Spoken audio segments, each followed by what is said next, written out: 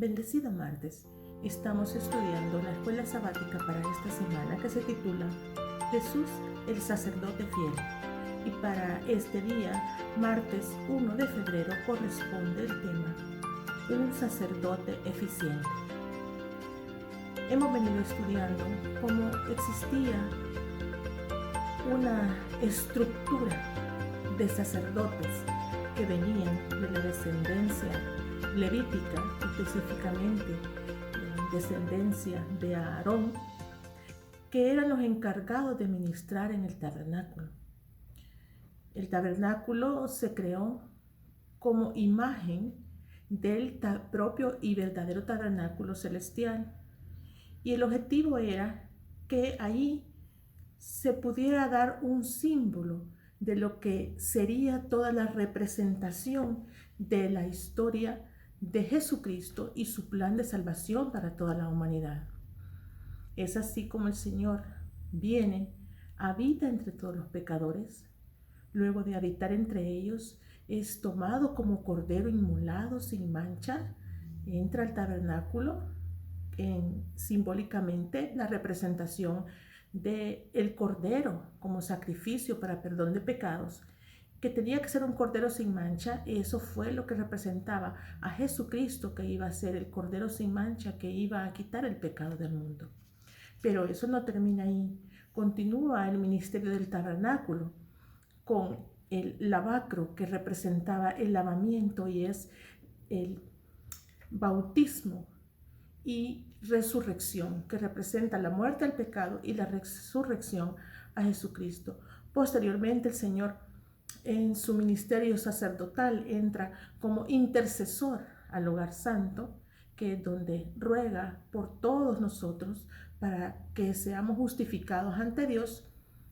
Y pues vemos que también tendrá otros ministerios por cumplir, pero no es el tema de este día. Pero lo que quiero decirles es que en la época de Moisés se formó toda esa estructura sacerdotal. Y como les digo, era representado el sacerdote, y el sacerdote lo que era un puente entre los hombres y Dios. Él intercedía para el perdón de pecados. Y quiero mencionarles varios deberes que tenían los sacerdotes en esa época. Primero, los sacerdotes eran agentes de Dios. ¿Por qué? Porque protegían las cosas sagradas y el espacio sagrado de la invasión de los no levitas. Solamente el sacerdote levita podía entrar a ministrar a este tabernáculo terrenal. Así era la ley.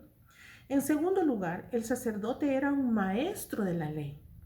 Explicaba al pueblo las reglas y el significado del culto y la historia del cuidado de Dios por Israel y su gracia. En tercer lugar, los sacerdotes tenían la importante función de interpretar y aplicar las leyes y los principios de Dios en situaciones específicas. Cuarto, los sacerdotes fungían como jueces. Ayudaban a los jueces de todas las ciudades en asuntos difíciles, y el sumo sacerdote funcionaba como presidente del tribunal de la nación. Y por último, quinto, los sacerdotes eran portavoces de Dios. Por ejemplo, a los sacerdotes se les encomendó invocar la bendición de Dios sobre el pueblo de Israel. Su papel era poner el nombre de Dios sobre Israel para que Dios lo bendijera. Pero toda esta estructura sacerdotal fracasó. ¿Y por qué? Porque todos estos sacerdotes eran humanos, mortales, pecadores, con muchas deficiencias. Y nunca pudieron cumplir completamente el propósito de Dios para ellos.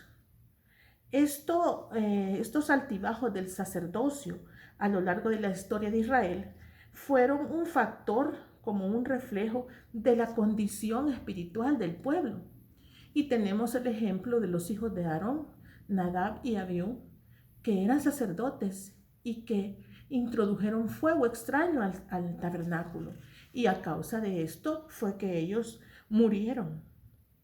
Siglos más tarde, la iniquidad y la negligencia de los sacerdotes llevaron a la caída de Israel y de Judá. Los sacerdotes no habían abandonado solamente su deber de enseñar la ley, sino que además llevaban vidas inmorales y engañaban a la gente. Después del exilio, su ministerio no mejoró y Dios los advirtió que los expulsaría del ministerio junto con todos los sacrificios y su servicio irreverente. El sacerdocio, sin embargo, alcanzó su punto más bajo en la época de Jesús, lo que fue uno de los factores que llevaron a la caída de Jerusalén.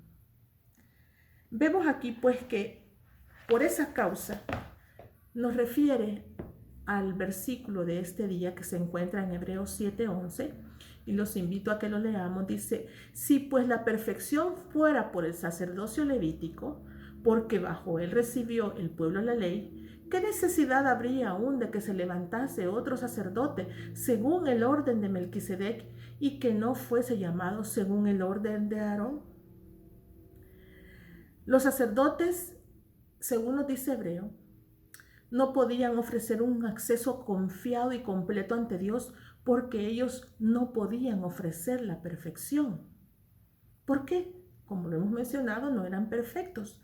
¿Cómo podían ofrecer perfección a los demás? Tampoco los sacrificios de animales podían limpiar la conciencia del pecador. Su propósito era señalar el ministerio de Jesús y su sacrificio, el único que ofrecería la verdadera purificación del pecado. Entonces, cuando Jesús vino a esta tierra y fue sacrificado como cordero inmolado, sin mancha, ahí terminaba toda esa serie de sacrificios, porque todo lo demás era un tipo, era un símbolo de lo que iba a suceder.